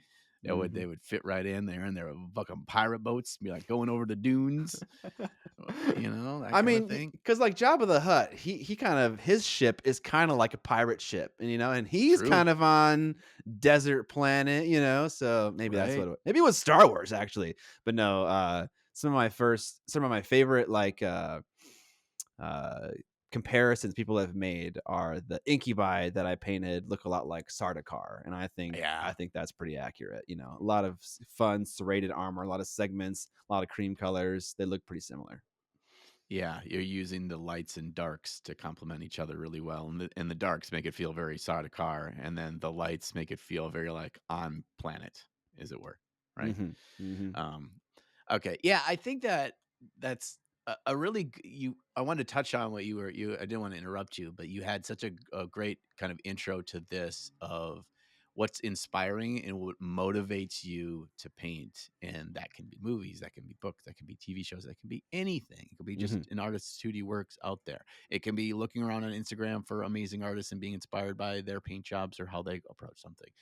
And movies are just another example because at the end of the day, all of this really boils down to what gets you excited to be at the paint desk and paint. Because if you're doing that, you, that's the hardest hurdle to get over. And if you can Mm. do that, like you'll get better, you'll get more excited, you'll have more projects done, you'll be able to play them on the table, you'll be able to put them on yourself and be proud. It'll get you excited for the next one. It's all kind of a snowball effect, and that first step is often the hardest. And getting inspiration is a great one. Um, my first example here is a trio of movies that all kind of fit this same lump to me, and those movies are Labyrinth, Legend, and Pan's Labyrinth. Two of the movies have Mm. Labyrinth in the name, but they are not all made by Jim Henson Studios. But Labyrinth was. And so, why these three movies? And it kind of going back to like my origin story as a nerdy child was Labyrinth was one of the movies that I watched 100 times before the age of 12, and Legend many times at that age as well, all the way through my teens. Is what these movies do. And then Pan's Labyrinth is a kind of a great, more modern retelling. I know that movie's probably 15 years old now, maybe more. Is that they give us a realistic world, a gritty, realistic world where the creatures that live in those environments, they feel like they belong. And so it's this combination of like actually using practical effects to make your monsters and real world sets to have really interesting locales, whether it's being in the bog of eternal stench or in the labyrinth itself, or in Satan's kind of domain, Mhm. or the nasty the nasty spot where they're in the prison in Legend and that kind of thing. Like all those worlds just feel very realistic, and you're not pulled out of that experience. Your immersion isn't broken by seeing these actual actors in suits being a part of that world. And so it helped me figure out like how environment and character shouldn't feel separate. They should all feel cohesive, and Mhm. they should the way that color is used and the scene is created are those talking to each other. So, it can be as simple as in the dungeons where the fire is burning, where the pig ogre guys are chopping up the people in Legend, the light of that hot fire is showing on that glistening pig's face as he turns, and you see him in scene, and that like it's an obvious use of OSL that has effect that's created this whole scene. Everything from that, or the moonlight, how the moonlight affects both the environment as well as the elf that's being shown there. Like those movies are just so great of like touching on the kinds of fantasy that just draw me into and made me so excited for being a fantasy nerd as a kid, and kind of just being inspired by those. And because they use generic things like generic fairy tale creatures and generic evil goblins, and that kinds of things, like I get to see the kinds of characters that really excite me, and then I can interpret that in a variety of minis. I don't have to paint a Hoggle miniature to be inspired by Labyrinth. I Right. can take what I've learned there and apply it to just about anything I want to paint. Yeah, absolutely. And to kind of talk a little bit about that, it's helpful when a movie gives you a visual language framework to then just apply Mhm. to something else. Because I always, I always get overwhelmed by decisions. And so, like when I was moving into my basement, like there's a million directions I could go for how to break down this space into like how I want to work on it. And a limitation that I gave myself is okay, like I'm going to just use the materials that I had from my last studio. I'm going to fit them into this area in a new and unique way. And so that basically that freed up my brain from needing to go and search for new things, new design elements, new background things to put up and stuff like that. I was just going to use what I had in a fresh new way. And that was a limitation, similar to how, say, painting a miniature inspired by a movie like Legend would be a limitation for you. Like, because you're constantly asking the question, does this design choice, does this color, does this material, does this character fit into the world of Legend? If so, then I go forward. If not, then I don't. And so it's helpful to have that as a creative person because it really limits your gaze and it helps you to do, something, I don't know. It helps me to make choices faster. Yeah. And one thing that I remember from watching Legend, I've only watched it like twice. But the opening of Legend is like it's done in kind of like an outdoor area, big weeping willows, lots Yeah. of wind, very sparkly look. It has this classic 80s look where the Yeah. highlights are a little blurry and soft, right? Yes. And so it makes it, that's not like how do you take that idea and then put it into a paint scheme? Maybe I'll throw it back to you for that, John. How do you take an Yeah. idea like 80s soft highlights and put it on a model? The whole dream sequence kind of Yeah, feel. that feel, yeah.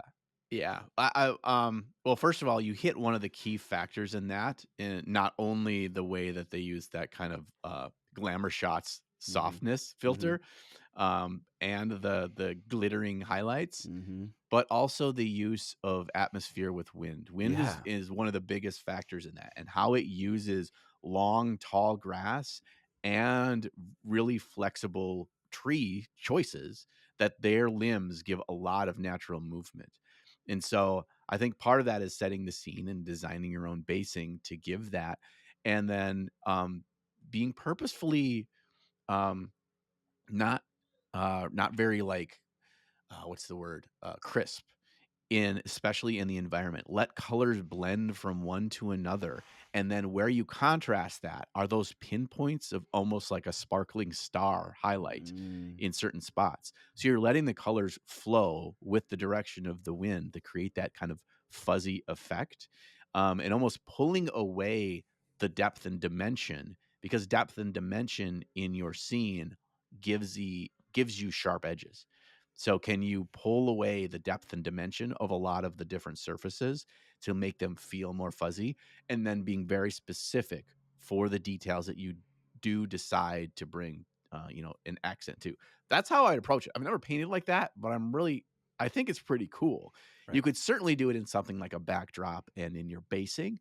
To do it on your model, I think you have to be very consistent within the basing and the model. Like, it has to flow together to make it seem like it is a decision that you made on purpose and executed on that decision, and not just that it was a kind of a fuzzy quick paint job. Yeah, You yeah. know? Yep. That's a fine line. Yeah, that's always the challenging part about trying new ideas is someone picking up your model and going like, "Oh, is this done or is this a fully fleshed out thing?" Or just not noticing what you're trying to do. Like that's always a challenging thing when trying new stuff. And so, which is always the challenge with miniature painting is enough air quotes contrast, visual intent, whatever you want to call it, that allows your viewer, no matter where they're coming from, whether they have an artistic background or they're just like someone who is just kind of a normal person. And I Right? love I love how you can be artistic or normal. Those are the two options. But yeah, so they can all understand what you're essentially going for. But a lot of movies to get through, so let's keep it going here. I'm gonna skip around my list a little bit. Okay. Um, so I'm gonna jump to you. You mentioned the fire of hell being seen in the skin of pigs. And I want to give a quick shout out to my favorite TV show, Love Island. Um, so when you're watching a TV show you don't really want to watch, you kind of find things about it to appreciate that are Yeah. not the standard things to appreciate. So all Yes. of these people on Love Island are beautiful people. They do their makeup incredibly well. They take care of their bodies extremely well, and so like, they're like the perfect subject for like viewing like anatomy and like all of these things. And the villa they live in is gaudy as fuck. Okay, there's LED RGB lights everywhere, Everywhere. Oh. everywhere, and like their skin is glistening with like oils and stuff. And so you'll often see so many shots of like a girl or a man or sitting by like some giant light fixture that's teal, and you'll see half of their face or their lower face bathed in this teal light, and you can see it in all their nostrils and their noses and the side of their face, and then the other side of their face is beautifully lit by soft villa light because they have to for the cameras. And so if you're stuck in that situation watching Love Island, just take a moment and just stop and just maybe pause it every now and then. And you can get amazing reference photos of faces specifically. You don't even need to use the colors that they have in the villa. It just shows you where the shadows and the highlights should go and all the shapes and stuff like that. Incredible for technical analysis. Not a very interesting TV show, but good inspiration for busts. That's what I want to say for busts Ah, specifically. yes. Yeah, Yeah. understanding how light and volumes work, Hmm. especially on the human face, which is a very complex one and one that we often have to work in those realms with is the human face. And so Hmm. that is a great example. My next one is an obvious transition from Love Island, and that is the full Alien movie saga. Perfect. This one, I have a real specific reason for this, and there are many reasons that you can get inspired by Alien. Obviously, it's in this kind of grim, dark, far future kind of aesthetic and a lot of the things. But my reasoning is kind of tied to the roots of the Alien aesthetic, which is the H.R. Geiger art style. And Mm. specifically about that, there's a couple of things, and they all relate to the environments. So the use of desaturated colors and specific uses of lines and detail work to create science fiction environments that are not overly gaudy, overly complex, but even as a character is walking down a catwalk, you can see the layers of the catwalk and how it has like the grading work. And then underneath that, there's like layers of piping, and underneath that, there's just a slight bit of where you can see maybe some like structural cabling, right? And so they're never the highlight, they're never the focus, but you never feel that they're not on a future spaceship, Mm. even through the 80s movies, through the more recent ones, that it always feels as it's an accent piece, and how your world does not need to be over the top, slap you in the face with it to give that aesthetic that you're going for. It's Mhm. minimalistic details, it's uses of lines, and how those subtle things can really build the story you're trying to tell, the environment you're trying to be in. And so it's just a really interesting thing that like just go through one of the first three Alien movies and stop it in any scene where they're walking down a corridor or they're in a hallway or they're on a catwalk, and if you did a still of that, it would feel in the future, but there's no bleep, bloop, bleep, giant shiny light, weird little gadget. Like there's nothing that tells you that is so obvious in your face, but it's so consistent throughout to tell that. Okay. It's interesting because I mentioned Dune, you mentioned Alien, and in the very beginning, I mentioned how movies give you a visual language to riff on.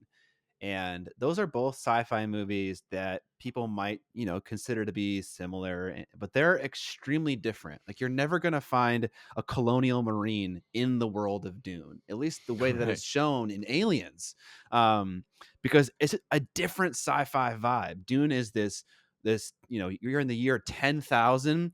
Like it's very religious, it's very like anti-sci-fi, anti-machine, but still feels futuristic, whereas Alien, you're still in the throes of technology and stuff like that. It feels a little bit I don't know, it feels a little bit like maybe like what's the word I'm looking for here, where like you have massive corporations that are taking over the world. Like countries don't run the world anymore, like Wayland and Utani do. So Mhm. it's a different vibe, and it gives you a different feel and a different thing like that. And so I want, like, when I'm talking about having a movie give you a visual language to inspire choices, like you have to really dig down deep and ask specific questions. Like, yes, Alien is a sci-fi movie, but what kind of sci-fi movie is it? What kind of Mhm. world is it showing off? Like, get into the details, like John is doing here, because Dune and Alien are super different. Right. Yeah, the Alien is it's very it's practical in terms of the locations and everything is made for a purpose, and leaning back to Wayland Industries has made these ships and they all serve a very specific practical purpose. Hmm. They are not Star Trek to boldly go and to No, flute around and on cushy chairs. yeah, And the people, the employees that are running these things are not rich people, and they are almost I mean, I guess you could say they are exploited, yeah, and therefore it is not about comfort. It is not about it being something that should be, fantasized over, right? And mm, wanting to be there. They mm, don't want to be there. It is all very much like lower middle class or lower class people in this future world, and what kind of environment would they be put in by those with power and money? hmm. And that is the environment that you find yourself in Alien. Yeah. It's really interesting, like, how when you break it down, it gets, there's so many details that pop out. But on to something totally different. Let's talk about American Gothic horror. So, movies like Sleepy Hollow, movies like Nosferatu, the Wednesday Show, not American Gothic horror, but kind of inspired by it in terms of the color palette. You have lots of blacks, lots of whites, lots of desaturated colors, and then you have this vibe. You have certain kinds of outfits that you expect to see, certain types of like characters, like maybe like someone like a soldier is going to have a lot of fabrics, like stripes down his legs, a certain kind of cap with a very short bill, gunpowder elements, with like bayonets on weapons, and things like that. So there was a time when I was watching Sleepy Hollow specifically, which inspired a mini that I want to make, that I still want to make, which is what if the American Civil War was America versus a vampire nation, and like what does the vampire nation's grunt soldier look like? Like, and I want to make a bust or a 75 millimeter figure of a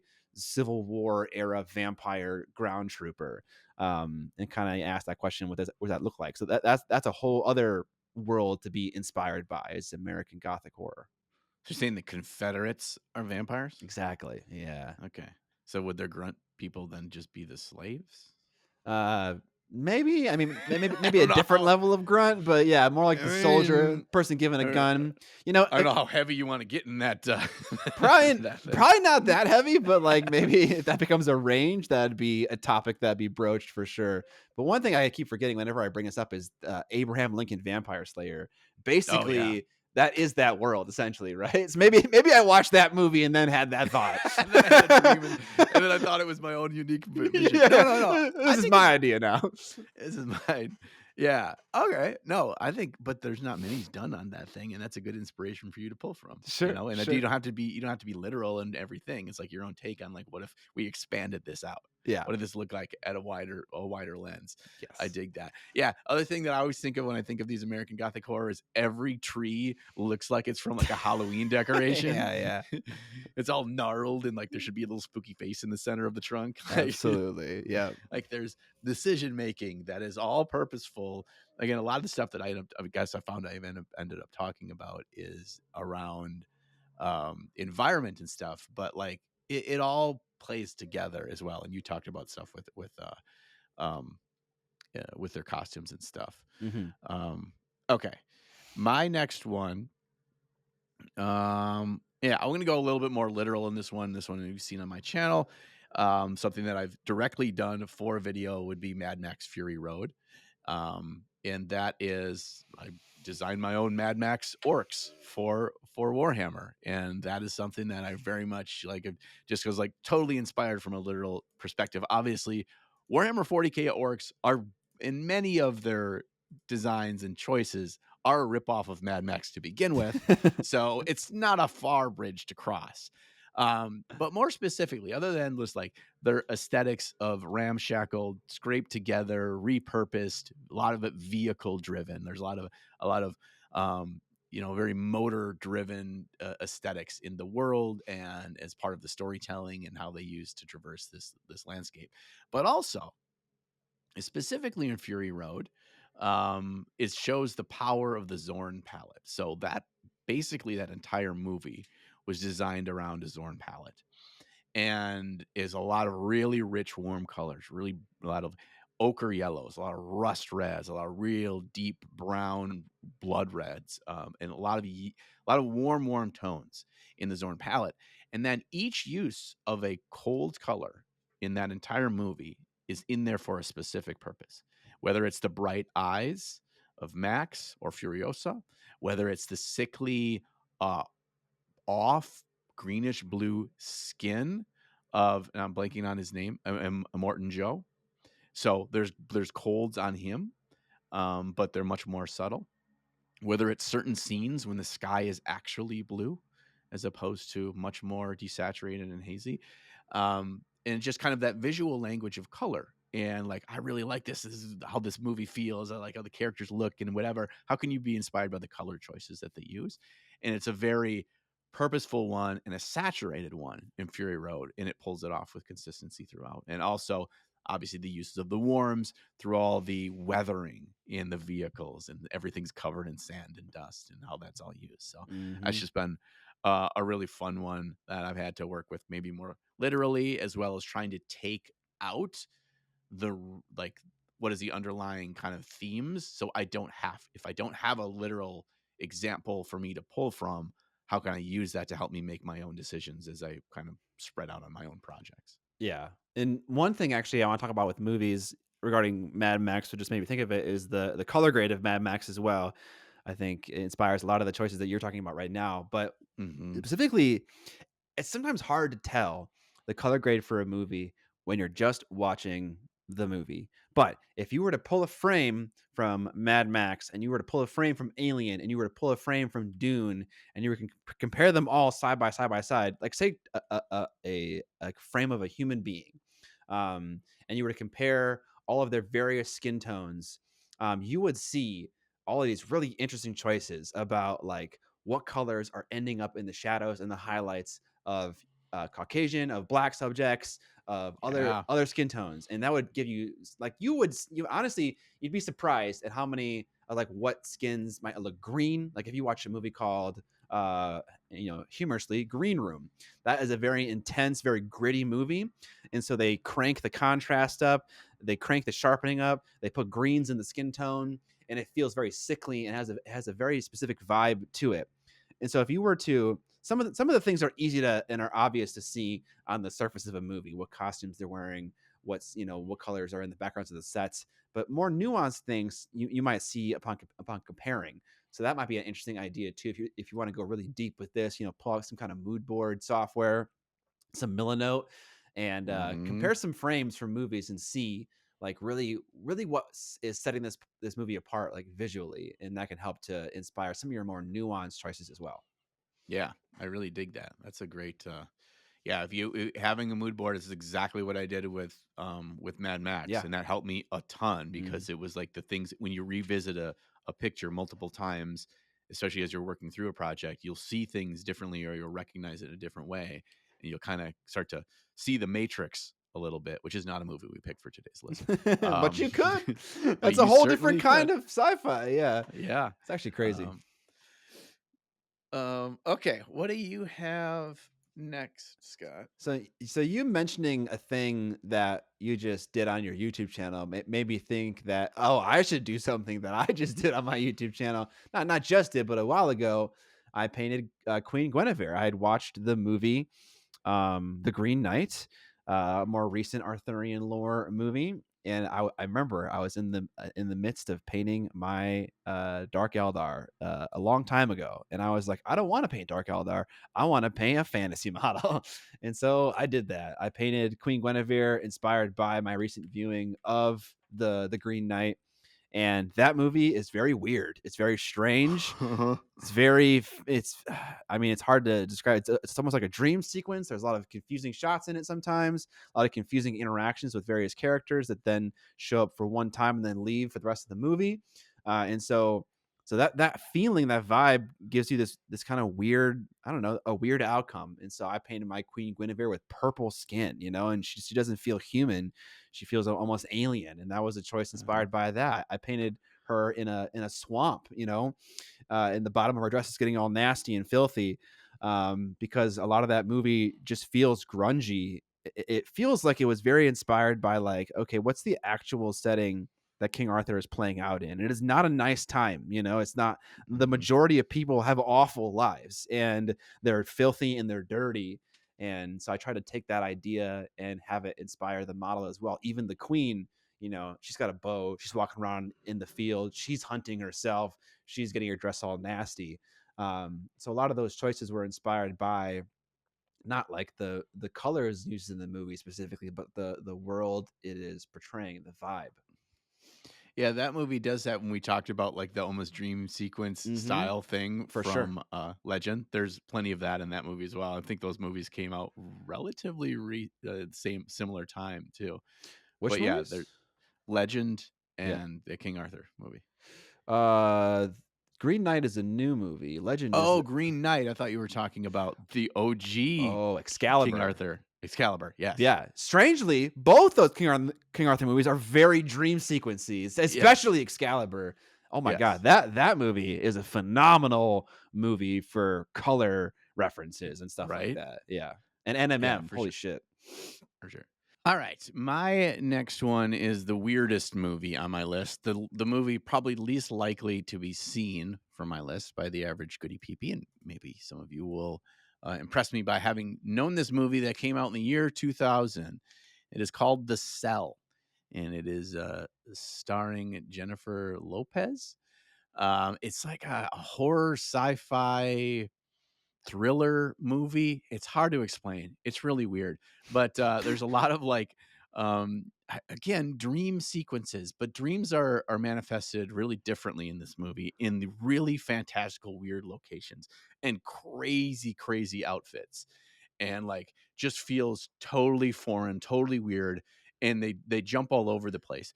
But the whole point of them in the storytelling is to like make them visually like wowing, impactful, freaky, whatever.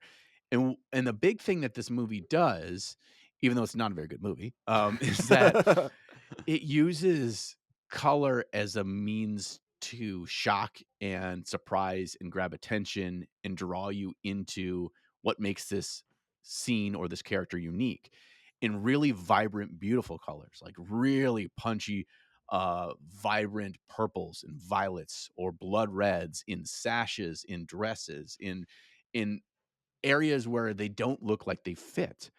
And so it's just a really cool way to learn how you can use color in very impactful ways on your models, because we often want to use like really striking, punchy, awesome colors, but how do we do it?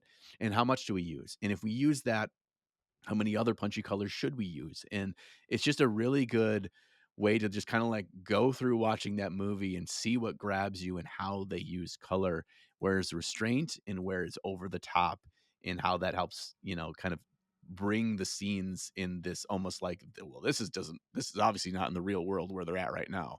Not only is the area weird, what she's wearing or that demon looks like is weird, but like she also has this gorgeous purple sash that's just flowing behind her and it's like 40 feet long. And you're like, what the fuck? So just a wild movie. Yeah, you could just go Google like images stills from this movie and you'll be like, okay, there's some weirdness going on here. Yeah, I feel that too. Like, I feel like sometimes all forms of art, movies included, will often allow you to break certain rules that you thought Hmm. existed in your head but aren't real rules. It's like using a crazy vibrant blue sash in a particular setting. Sorry, purple sash. It's that kind of thing where it's like any kind of art can help you to kind of expand what you think is allowed and what's not allowed. And I Right. get that a lot while watching movies.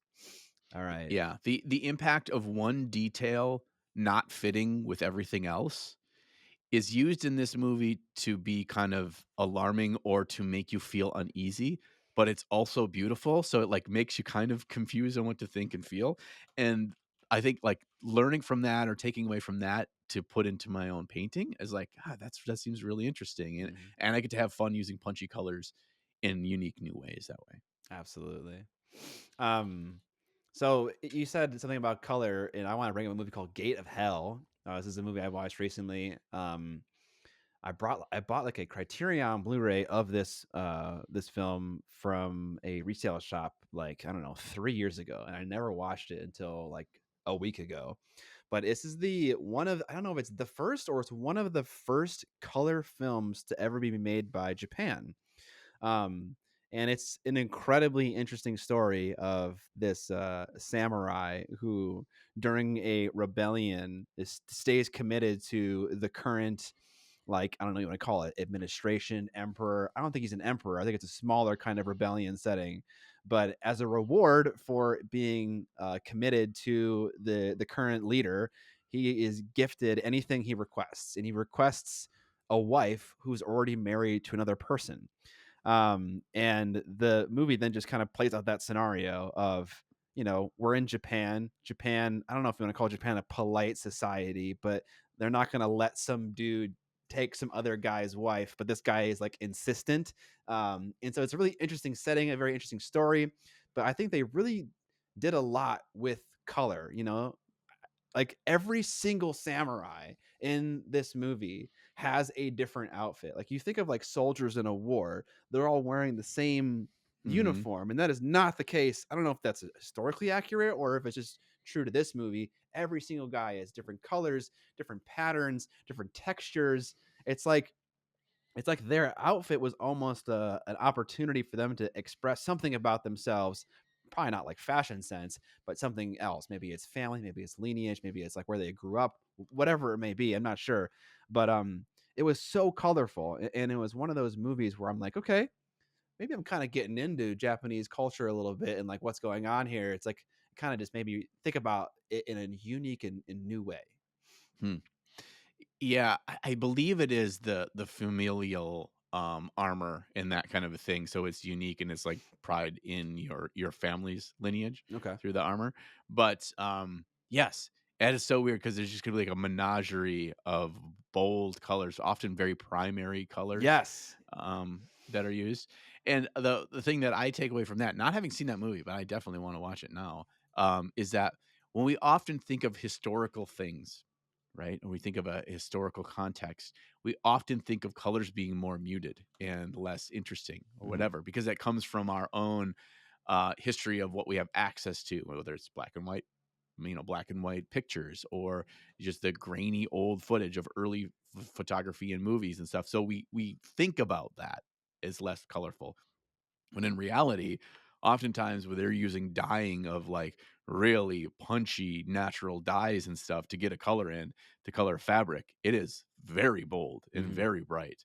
And so it's really a fun take to think about that in contrast to what we're expecting to see. Yeah. Um, and you get to have fun with bright, bold colors. Yeah. That's exciting. Yeah. Um, my last one is kind of the antithesis of that, and that is, kind of like, 20th century war movies, and the example I'm gonna give is Saving Private Ryan, because that movie does a really, really good job of giving us a very strong visual language, and not just with color, but color is an important thing.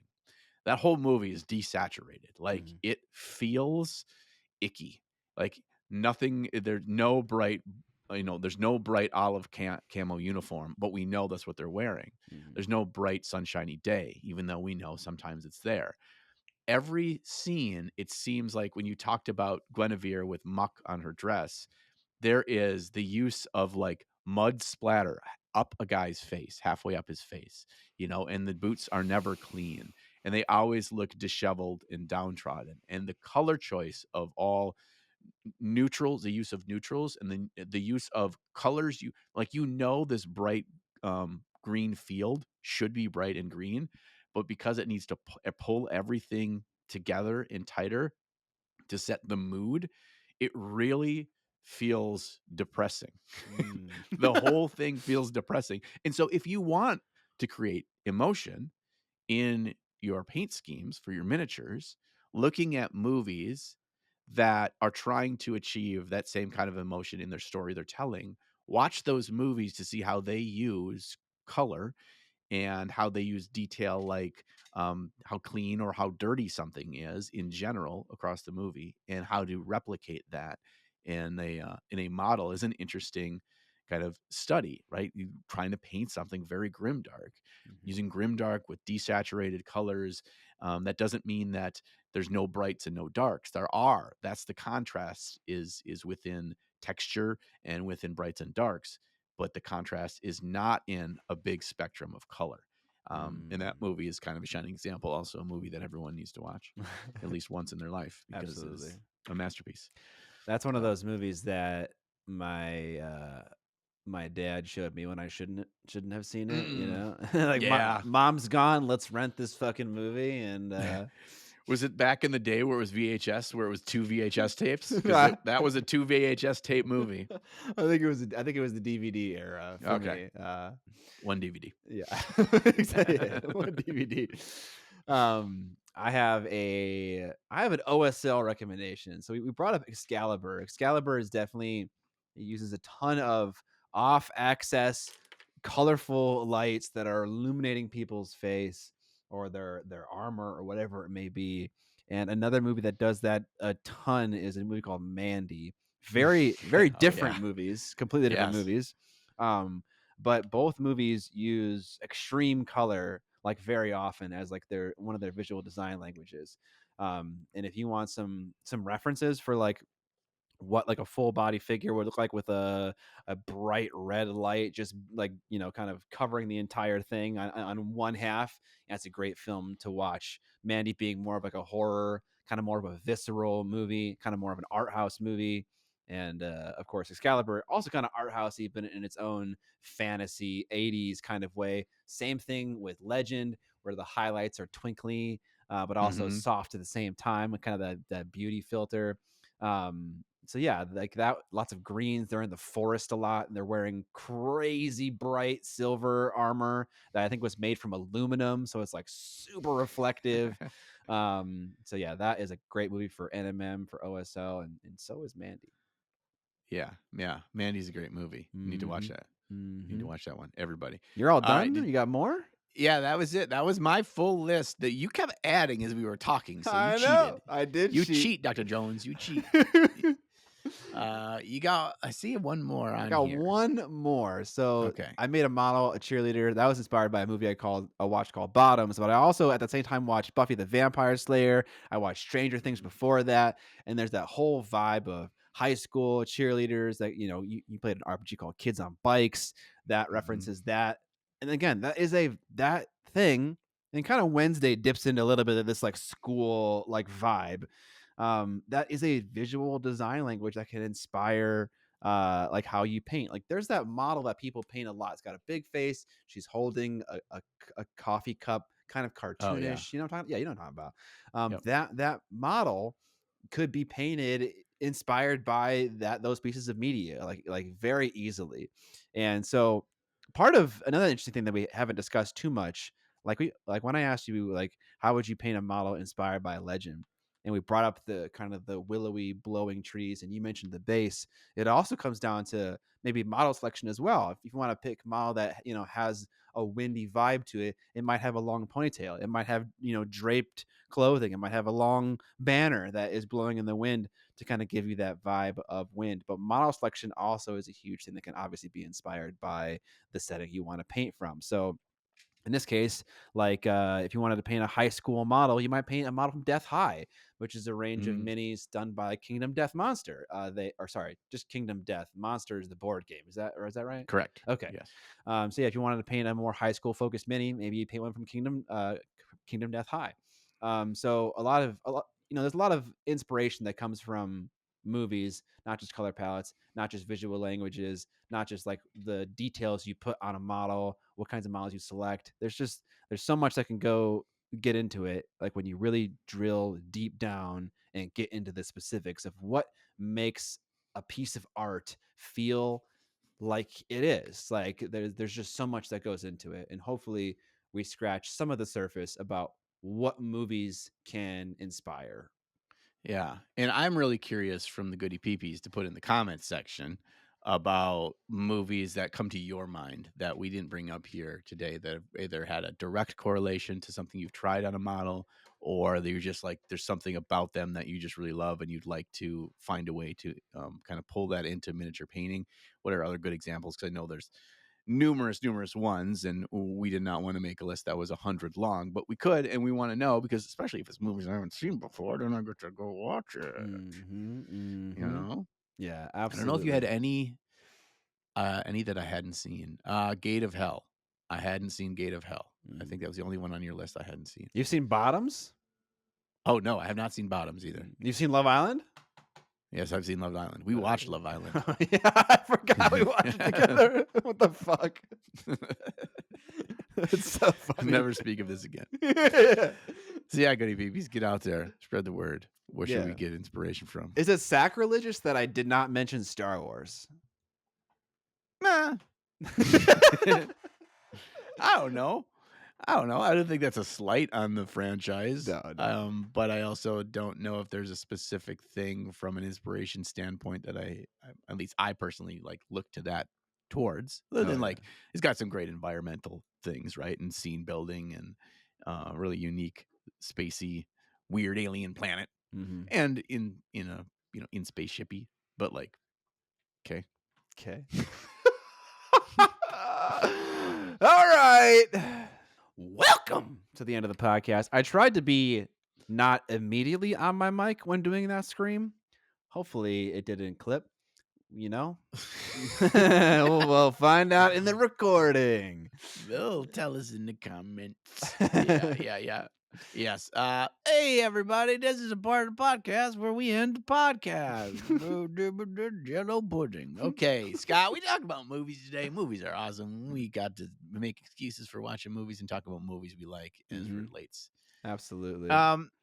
This was a fun one. I really like this. This was something that actually I'm going to take away. I'm going to think more about, and it's actually going to, help me kind of look at other things in my life that I enjoy that I already, TV shows that I watch and stuff, that there's always something to be interesting to be learned. Oh yeah. And we don't have to be, seasoned artists to be able to have our eyes pick up on what we really think is impactful. Then it's just a matter of just trying to dissect it. Yeah. It's a matter of being more observant than maybe you are by default, right? Like you're just you're looking at more stuff than you would think to originally look at. And yeah, it's a thing that I love to talk about, and I love to think about when I'm watching movies. Like I try to get as nitty and gritty as I possibly can. But yeah, and Love Island. And Love Island, when when they have the same fucking conversation for 17 seasons in a row, there are other things you got to look at, some of the OSL inspiration is some of that. But